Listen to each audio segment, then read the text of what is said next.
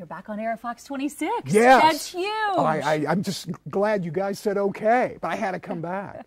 We've already been on radio for about a month, so Yes, we're glad ma'am. to hear you, but now we're getting to see you. How you doing? You know what? I feel great. You know, the tumor inside of me, the esophageal tumor, has actually reduced itself by about 50%, and some of the others have gone away. So I'm not cured yet. We're not there yet.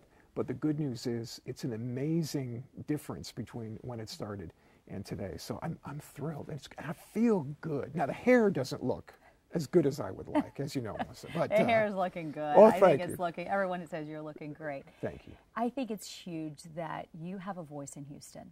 Yes. And you are trying to make sure people understand what you've been through, because in case they're ignoring symptoms, they Right. can go get. We know you have to get checked quickly. Right. What were you going through when you first started having symptoms of this? You know, and I don't know exactly, and neither do my doctors at MD Anderson know how long it's been in there. It's hard to tell, but I could tell right in the middle. It was like when you eat the wrong kind of food and you get the heartburn, or you think you've got some kind of burning going on, and it never went completely away.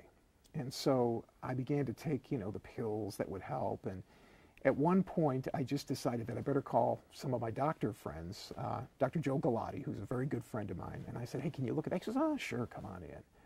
So he looked, and then when he did, he said, hey, we want to take a couple other tests just to make sure. And by the end of that week was when Dr. Joe Galati had to tell me that I have cancer, and he was very concerned. Came over to our house to tell me. And it was from there, Melissa, that we began to find out just how bad it was and what we needed to do immediately. And it was also, there was a tumor in my brain, but it was in a good spot.